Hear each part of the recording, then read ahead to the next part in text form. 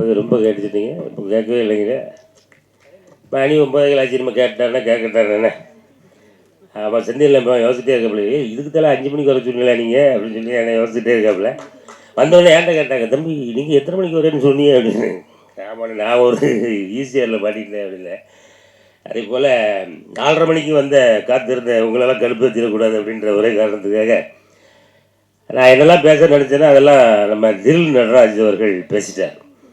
ஆமாம், எல்லோரும் பேசி என்னெல்லாம் நான் அந்த நடந்த அனுபவங்கள்லாம் சொல்லணும் அப்படின்னு ஆசைப்பட்டோமோ அது எல்லாத்தையும் தம்பியை சொல்லிட்டாப்புல.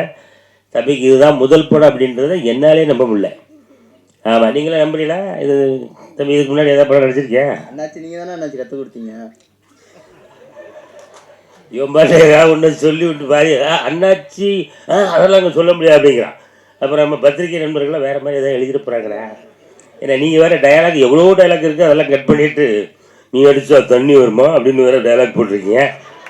எவ்வளவோ டைலாக்லாம் அது படத்தில் பேசியிருக்கேன். என்னடா செல்லக்குட்டி. சரி, தம்பிக்கு என்னுடைய அன்பான வாழ்த்துக்கள். முதல் படம் மட்டுமல்ல, இன்னும் தம்பியோடு சேர்ந்து அதுக்கு அடுத்து 2 படம் முடிச்சுட்டேன். அதுக்கும் மேடைக்கு நான் வருவேன் கண்டிப்பாக. சரியா? நம்ம தம்பிக்கு வாழ்த்துக்கள். அவன் அடுத்தபடியாக இயக்குனர் பகவதி பாலாண்ணே, நிறைய உண்மைகள் இன்றைக்கி சினிமா எவ்வளவு விஷயங்களை கடந்து ட்ராவல் பண்ணிகிட்டு இருக்குங்கிறத ரொம்ப அழகாக மக்களுக்கு, எல்லா மக்களும் இந்த இந்த விஷயத்தை கேட்குறவங்க, எனக்கே அது சில விஷயங்கள்லாம் புதுசாக இருந்துச்சு. அந்த சென்சார் 2.5 லட்சம் அந்த விஷயங்கள்லாம். ஒரு சிறு படத்தை தயாரிக்கக்கூடிய தயாரிப்பாளர்களுக்கும் இயக்குநர்களுக்கும் அது எவ்வளோ பெரிய சவாலான ஒரு விஷயம் அப்படிங்கிறத ரொம்ப யதார்த்தமாக சொன்னீங்க. கண்டிப்பாக உங்களுடைய கோரிக்கை கண்டிப்பாக ஏற்கப்படும் அப்படின்றதில் மாற்றுக்கிறது இல்லை. அதே போல் மேடையில் வீட்டிருக்கக்கூடிய தயாரிப்பாளர், வணக்கம் மேடம். வணக்கம். உங்களுக்கு தானே முதல் படம்? ஆமாம், அது அவங்களும் அதில் நடிச்சிருக்காங்கன்னு நினைக்கிறேன். அதில் ஒரு ஹீரோயினிங்களா? இல்லையா? ஆமாம், அதில் அண்ணன் பகவதி பாலன்னு நடிச்சிருக்கப்பன்னு நினைக்கிறேன். ஆமாம், இவங்களாம் நடித்தது சத்தியமாக எனக்கு தெரியாது. ஆமாம், நான் போனேன், நடித்து முடிச்சோன்னே டக்குன்னு கிளம்பி வந்துட்டேன். நீங்கள் சொல்லலையா? நான் சொல்லிடுறேன், டேரக்டருக்கு போல நானும் சொல்லிடுறேன். டைரக்டரும் நடிச்சிருக்காப்புல, ப்ரொடியூசரும் நடிச்சிருக்காங்க. அதனால் படத்தில் பல திருப்பங்கள் இருக்கும் அப்படின்னு நம்ம எதிர்பார்க்குறோம். அதே போல் பின்னாடி ஒரு ஹீரோயின், அங்கே ஒரு ஹீரோயினா, இன்னொரு 5 பேர் எங்கம்மா? ஆமாம், அந்த பொண்ணு உண்மையில் நல்லா நடிச்சிருக்கம்மா. அந்த லாஸ்ட்டு சாங்லலாம் பாப்பாவுடைய பெர்ஃபார்மன்ஸ் ரொம்ப நல்லா இருந்துச்சு. பாப்பாவுடைய நடிப்பு நான் இன்னும் பாப்பா எனக்கு என் கூட இதுக்கு முன்னாடி 2 படம் என்னுடைய பொண்ணாக நடிச்சிருக்காங்களே. இப்போ வந்து மேடைக்கு சொன்ன பிறகு எனக்கு தெரியுது. பாப்பாக்களுடைய வாழ்த்துக்கள். அதே போல் இந்த இசை வெளியீட்டினுடைய கதாநாயகன் அவர் அண்ணன் பேர் ஜான் பீட்டர் தானே? ஆமாம், அவருக்கு ஒரு வாட்டி நல்லா கைத்தட்டு, நல்ல பெரிய எதிர்காலம் அண்ணனுக்கு இருக்குது. ஏன்னா ரொம்ப அருமையாக இசையமைச்சிருக்கீங்க, புதுசாக இருக்குது. ஆமாம், அது கண்டிப்பாக உங்களுக்கும் என்னுடைய வாழ்த்துக்கள். அதே போல் வாழ்த்தி அமர்ந்திருக்கக்கூடிய நீதிபதிகள், மரியாதைக்குரிய நீதிபதிகளை அவர்களுக்கும் என்னுடைய அன்பான நன்றி. அந்த படத்தில் ஒரு பெரிய ஜாம்பவான் யார் அப்படின்னா நம்ம அண்ணன் செந்தில். ஆமாம், செந்தில் அண்ணன் கூடலாம் நடிக்கிறது வந்து அது ஒரு பெரிய பாக்கியம். ஆமாம், அது வந்து ஏற்கனவே ஒரு படம் நம்ம அண்ணே சின்ன கேரக்டரா, நானும் சின்ன கேரக்டர் தானே. ஆனால் நம்ம 2 படத்தையும் பெருசாக போட்டிருக்காங்க பாருங்க. யாரு செந்தில்லடா? சஸ்பென்ஸ் சொல்லுங்க, வெளியே சொல்லாதீங்க. இல்லை சொல்லிடுமா? சொல்லிட்டோமோ? ஆமாம் அண்ணா, அப்படியா காமெடியில் அண்ணா வில்லண்ணா? சரி, என்னத்தையோ சொல்லிட்டு போப்பா.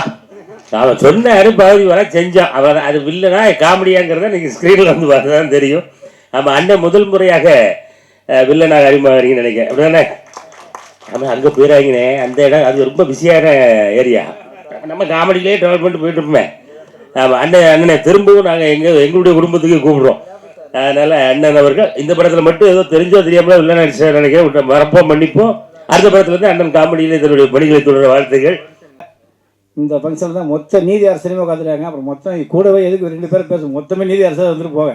ஏன்னா அந்த அளவுக்கு எல்லாருமே பெரிய ஆளை கூட்டி பகுதி போல. இந்த சிவசம்பவ படத்தை சொல்லணும்னா இது ஒரு பெரிய கதையை சொல்ல டைம் இல்லை. ஆக்சுவலாக இந்த சிவசம்பவ கதை வந்து பகவதி பாலா வந்து தயாரிப்பாளர் சங்கத்தில் பதிவு பண்ணியிருந்தார். அதே ரதியை வந்து நம்ம சங்கத்திலே பதிவு பண்ணாங்க. அதை வந்து டைரக்டர் சி சுந்தர் தான் இந்த படத்தை வந்து பதிவு பண்ணியிருக்காரு, சிவசம்பவம்.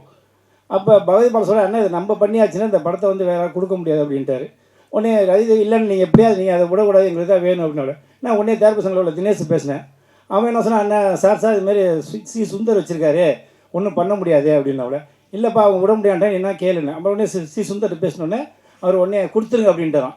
இதுதாங்க பெரிய டைரக்டரு, இதுதான் பெருந்தன்மை, இதுக்கு மேலே என்ன வேணும். அதனால் இந்த இது நிகழ்ச்சி மெயின் சி சுந்தர் சார் அவர் என்னுடைய மரியாதை கேட்டுக்கிறேன். ஏன்னா அசால்ட்டாக கொடுத்துருங்க அப்படின்ட்டார். இப்போ அவர் வந்து மூக்குத்தி அம்மன் 2ன்னு வச்சுட்டார், ஒரு வாரத்தில் போயிடுச்சேன். ஏன் கேட்டிங்கன்னா இந்த விட்டு கொடுக்கறத ஒருத்தன் ஜெயிக்கிறதுக்கு காரணம். ஏன்னா நான் இப்போ 3 நாளைக்கு முன்னோட சொன்னேன், வாழ்க்கையில் ஃபஸ்ட்டு கஷ்டப்படணும், அதுக்கப்புறம் நஷ்டப்படணும், அதுக்கப்புறம் தான் ஜெயிக்க முடியும். இது எல்லாருக்கும் தெரியும். யார் இது வந்து நான் சொன்னால் சாதாரண வச்சுக்குவோம், இதே ரஜினிகாந்த் சொன்னால் கமல் சொன்னால் பெருசாக பேசுவாங்க. அதனால் இன்றைக்கி கஷ்டப்பட்டு தான் இன்றைக்கி வந்து பகவதி பால் வந்து நான் சொன்ன பார்த்தீங்களா, ராமநாராயணன் வந்து வருஷத்துக்கு எப்படி குறைஞ்சது ஒரு 6-7 படம் எடுப்பார். எல்லாமே குரங்கு, நாய், புலி, கொக்கு, குருவின்னு வச்சு எடுப்பார், ஜெயிச்சுட்டு இருப்பார். இப்போ அதேமாரி பாலா பார்த்தீங்கன்னா சிறு படம் தான், குறைஞ்சி போனால் ஒரு 40 லட்சம் 50 லட்சத்துக்கு மேலே தாண்டதே கிடையாது. இப்போ இந்த படம் புரியல, இல்லை அதை சொல்லலைங்க, அம்பட சொல்கிறேன். நான் வருஷத்துக்கு 4 படம் சொன்னது காரணம் என்ன, எனக்கு தெரிஞ்சு நான் வந்து 89 வந்து சினிமாவுக்கு, அதுக்கப்புறம் அப்படிலாம் 10 பேர் வந்துட்டுனா தெரியாது. எனக்கு தெரிஞ்சு ராமநாராயணன் சார் படத்தில் நிறையா போய் பார்ப்பேன். சாலிகிராம் ஃபுல்லாக எடுத்துருப்பார், அழகு பாஸ் ஃபுல்லாக எடுத்துப்பார். அதுக்கப்புறம் பகவதி பாலம் எடுத்துக்கிறதுனால தான் நான் தெளிவாக சொல்கிறேன். என்ன காரணம், எப்படி இருந்தால் அந்த கஷ்டப்பட்ட கூட விடாமல் அவர் ஜெயிக்கிறாரு, தோக்குறாரு, பணம் வருது வரல, எடுத்துருக்காரு பாருங்க. அதுதாங்க சினிமா, அதுதான் சினிமா. ஏன்னா ஜெயிக்கணும்னு நினைக்கிறேன் என்றைக்குமே தோக்க மாட்டான், ஏமாத்த நினைக்கிறேன் என்றைக்குமே ஜெயிக்க மாட்டான் சினிமாவில். நான் சொல்கிறேன், எவனு சொல்ல மாட்டேன். அதனால் இன்றைக்கி எல்லாம் இன்றைக்கி ஒரு நீதி அரசர் வந்திருக்காருன்னா யாருக்கா வந்திருக்காங்க, இந்த ரவி தேவிக்கா வந்திருக்காங்க, பாலாக்கா வந்திருக்காங்க, செல்வகுமார் சார். என்ன காரணம், இன்றைக்கி ஒரு நீதி அரசர் வந்து இன்றைக்கி ஒரு சினிமா துறைக்கு வந்து நம்ம அது ஒன்றும் இல்லை, 4 பேர் வந்திருக்காங்கன்னா இதை விட நமக்கு ஒன்றும் இல்லைங்க. இதுதாங்க சினிமா. அந்த ஒரு நீதி அரசரே ஒரு மீடியாவுக்கு வந்து நம்மளை கலந்து ஒரு சினிமாவுக்கு வர்றாங்கன்னா நம்ம நேர்மையாக இருந்தால் என்றைக்குமே ஜெயிக்கலாம், யாராலையுமே தோக்க முடியாது. நான் 89 வந்து இன்றைக்கி நான் வந்து இன்றைக்கி ஒரு தமிழ்நாடு இன்றைக்கி கேட்டால் பார்த்தா கருணா கேட்டாப்புலன்ட்டேன். ஆனால் சங்கத்தில் எடுத்துகிட்டு போனேன் 1100 பேர், அவ்வளோ பேர் வந்துட்டாங்க. ஏன்னா நான் எவனுக்குமே போய் சொல்கிறது இல்லை, யாருக்கும் இல்லை. வந்தியா 1/2 மணி நேரம் சென்சார். அதுக்கப்புறம் பகவதிபால் சொன்னாப்புல அதுமாரி இதில் சென்சாரில் பயங்கரமாக ஏறி போச்சுன்னு.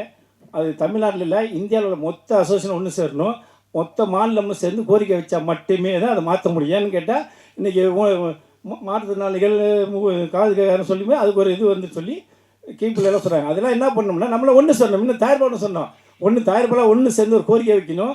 அது கேரளா, கர்நாடகா மொத்த மாநிலம் ஒன்று சேர்ந்து பண்ணால் மட்டும்தான் பண்ண முடியும். இப்போ நான் மட்டும் தனியாக மெயில் அமைச்சேன்னு வச்சுங்களேன், அது 3ஆவது போட்டுருவாங்க. அதனால் சினிமாவில் வந்து வாழ்க்கையில் ஜெயிக்கணும்னா பகவதி பாலம் எல்லோரும் கற்றுக்குங்க.